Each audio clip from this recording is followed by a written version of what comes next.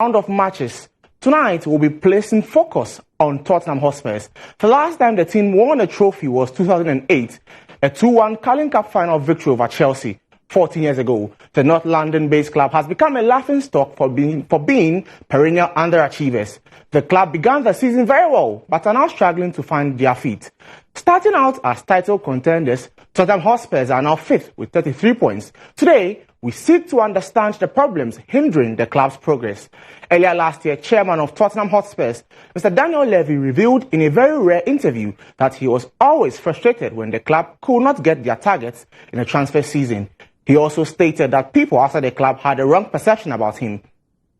Now, away from Tottenham's chairman, Daniel Levy, before the 2022-23 season started, Tottenham Hotspurs signed about 11 players. These players include Yves Bissouma, Ivan Perisic, Clement Langley from Barcelona, Jed Spence, Richarlison from Everton, Cristiano Romero from Atalanta, Destin Udoji from the Serie A, Rodrigo Bentancur from Juventus, Kulusevski from Juventus, as well as Fraser Foster and Will Lancashire. Even though the Lily Whites invested heavily in the summer, they have been poor in the season. And this is their performance. Out of the league, they're out of the League Cup. There's only 1 win in their last 5 home games in the Premier League, 3 wins in the last 8 games, only 2 clean sheets in the last 15 games across all competitions. And Fulham and Brighton are the only teams in the first 11 that Spurs has managed to beat this season, even though they are yet to play against Manchester City. Consequently, Spurs' coach Antonio Conte has blamed the lack of creative players for their performance. Here he says, "We don't have more creative players in our team, for sure. Today, Spurs was really difficult to find space in the first half." And also, he says, "I want to be honest, I want to be very clear. I've said this to the club, I have said my opinions. The fans deserve the best. Maybe to stay in the 5th position is the best." So clearly, he's telling us that Spurs cannot be in the top 4. Now, to get a bit of perspective, we've been joined via Zoom by Lloyd Stiles, who is Tottenham Hotspurs Correspondent for the Cheese Room podcast. Hello, sir. Good evening. Welcome to the program. Yeah, thank you very much for having me. It's good to be on TV again. Okay. Now, Tottenham, when it started the season, they were playing very well, doing very well. They were seen as one of the title contenders. Now, the situation isn't the same. What's the problem with Tottenham Hotspurs at now? I mean, right now, there are lots of problems at Spurs. It's been a weird season. The start of the season, the results were quite good, although the performances, really haven't been good all season long. So there are lots of things that haven't really worked out, especially compared to the end of last season.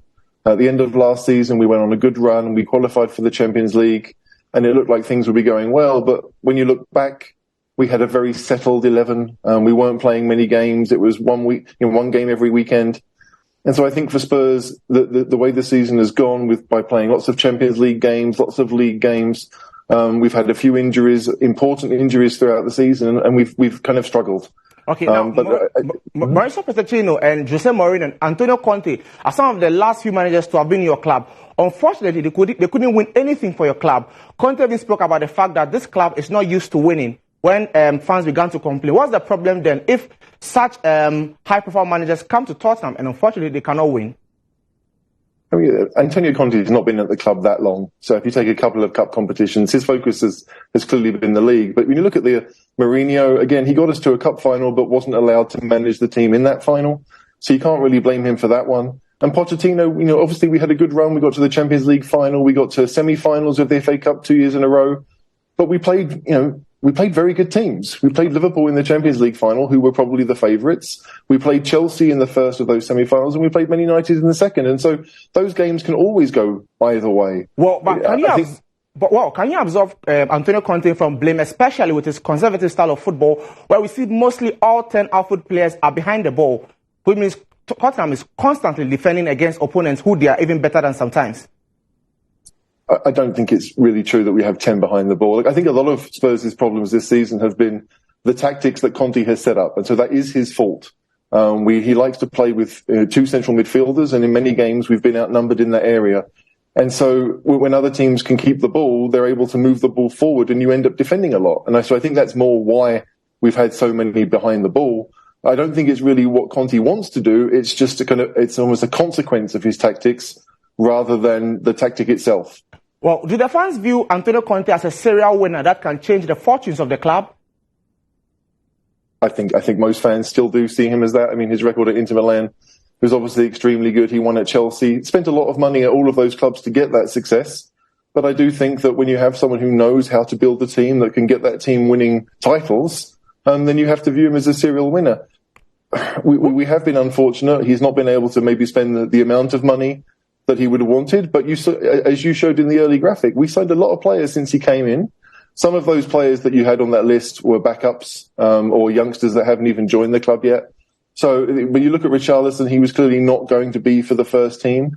Bentancur and Kulusevski were, and they improved the side when they came in. So it's been a strange one that he spent a lot of money, but we still have the same problems that we had at the end of last season. Well, the right wing back isn't the greatest. Exactly, because I was about to ask you, well, looking at Antonio Conte's posture and his speech sometimes at press conferences, does it give you an indication that he has already given up on the club? If Antonio Conte wins, he's the happiest man in the world, and if he loses, he's the most miserable man. That's always been the case wherever he's managed, and Spurs have lost a number of games recently, so he looks as if he doesn't know what to do. But I think if Spurs were to win a couple of games, you'd see that Conte that we saw at Chelsea when things were going well. I think it's just his own kind of attitude to life. If he loses, he's very upset. Well, back on the screen here, Hugo Lloris has made 4 errors leading to goal this season, more than any other player in the Premier League. Well, is this the time where Hugo Lloris retires from the maybe Tottenham phases him out, especially as we saw him retire from the French national team? He's got, I think, a year and a half on his contract. I don't think Spurs are going to extend it from that. I was kind of surprised they extended it when they did the last time. They gave him an extra couple of years. So Spurs are clearly looking to move on from Lloris. When that will happen, nobody knows. I don't think it will happen now, but I think we're certainly looking that maybe next summer we'll be looking for someone who can become the next Tottenham number one for maybe the next 5 to 10 years.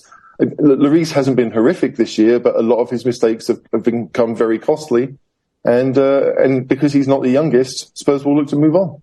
Well, okay, just before we go, now the transfer window has been opened. Now you have a chance to buy players. Which players do you think Tottenham would have to buy, and which players do you think would have to face, especially because you spoke about the wing-back position?